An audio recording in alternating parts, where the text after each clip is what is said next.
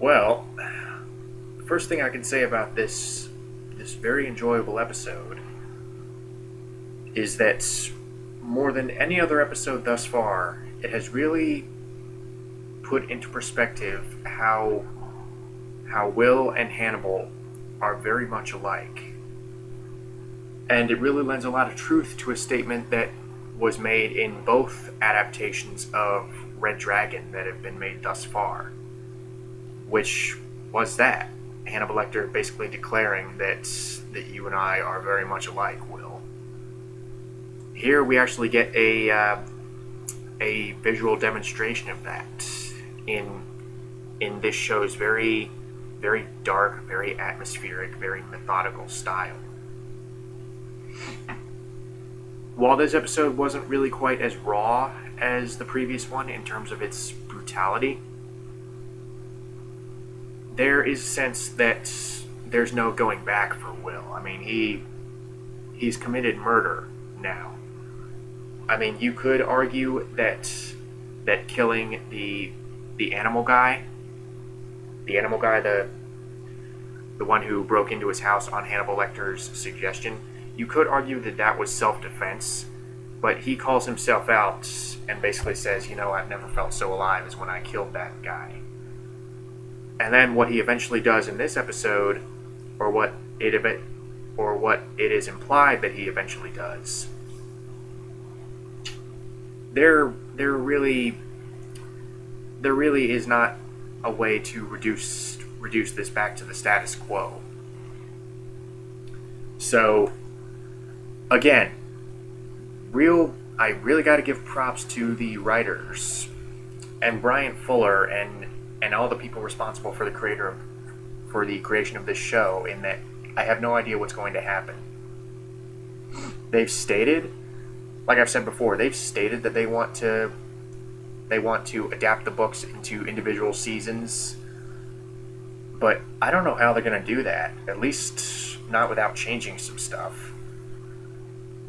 Because the very bold moves they've taken with some of the characters, it's honestly, I'm honestly finding it pretty difficult to predict what's going to happen.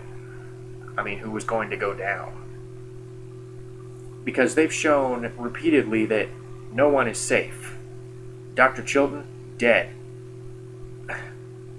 So, one element that I thought didn't really work quite as well this time around is the character of Margot. Now, she is growing into a relatively interesting character, but the thing is, I think Hannibal Lecter's approach is a little too ham-handed, especially considering his past efforts. I mean, he's basically coming right out and saying, you should kill your brother, and do you know why you failed at killing your brother? Is because you still love him. So, I don't know, I thought it was a little too blunt compared to his past methods, how he's kind of very gradually softened his patience up to the idea of killing. So I wish that had been a little bit more subtle. However, the rest of the episode was rock solid. Again, very bold move in having Will basically have this very suspenseful confrontation with a recurring character that I will not spoil, but it's another character from Red Dragon. So, again, no idea what's going to happen. Do I think this character is still alive? Well, yes. Yes, I do. I think this character is still alive since we didn't actually see the body. But then again, I could be wrong. But the fact that Will is willing to go to such extreme lengths to potentially expose Hannibal Lecter, to create the environment that he wants, the environment that he compared to ice fishing, where you would have to create an environment where there is just you and the fish that you were trying to catch. The lengths he is willing to go to create that environment and make Hannibal Lecter susceptible to being brought down really, again, cements the fact that there's not really a big chance of going back. you really do get the sense that, okay, Will knows he's eventually going to go down, but by God, he's going to take Hannibal Lecter with him. So the dynamic between the two of them remained as strong as ever in this episode, as did the acting. I can't say this enough. The acting still remains very, very solid this episode. I mean, whether it be Hugh Dancy, whether it be Mads Mikkelsen, whether it be Lawrence Fishburne, although he didn't really get much to do, whether it be Carolyn Davarnas, whether it be Lara Jean, the woman who plays Freddie Lowndes, whether it be Catherine Isabel as Margot, all of these guys do very good jobs. Really, the only one who felt a little bit out of place, just in terms of how comparatively over the top he was Margot's brother, or as I like to call him, Crazy Pig Man. Although again, that did provide for some interesting metaphors, some interesting imagery. When Hannibal Lecter went to visit, I'm trying to think of something else to praise about this episode. The walls are closing in around Will.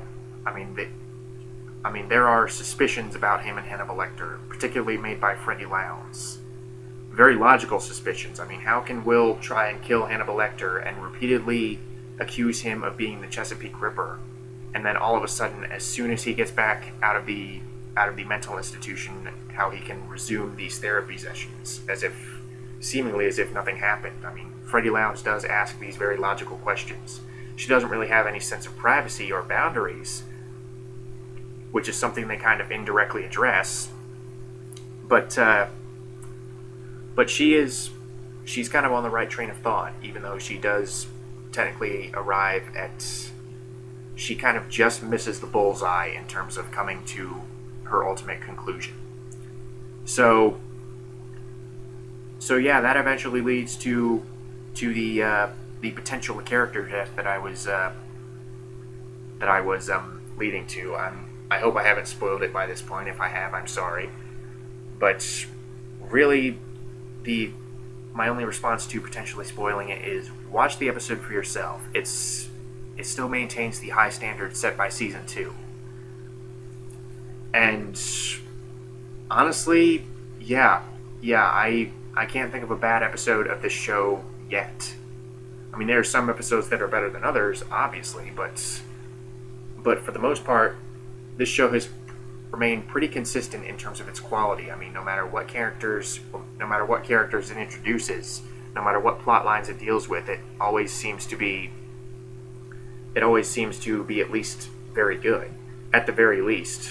And at its best, it's honestly the best show on television, in my opinion, or one of the best shows on television.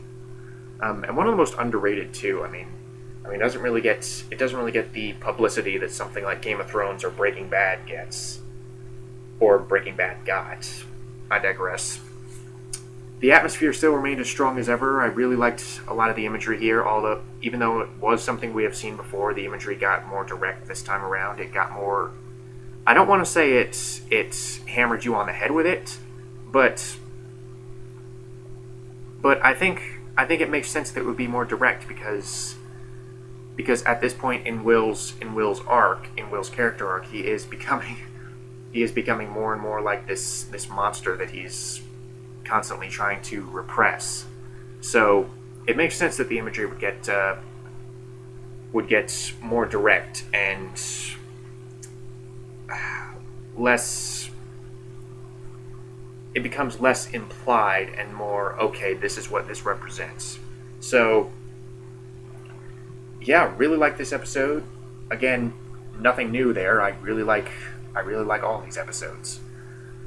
Great acting, great atmosphere, great storyline. I love how this went back to the seasonal arc instead of dealing with another serial killer of the week. Again, I love the creativity that goes into these serial killers of the week, and I love the kind of I love how they kind of mixed it up this time. So yeah, great episode of a great show, and that's sadly about all I got. I wish I could talk more, but unfortunately, this episode this show comes on at 10 o'clock, so I'm probably a little too tired to fully appreciate this episode.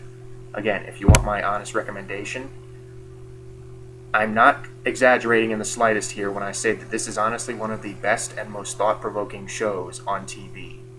So, again, take that for what relatively little it's worth in the entirety of the internet. So, don't mean to go too broad there, but there it went.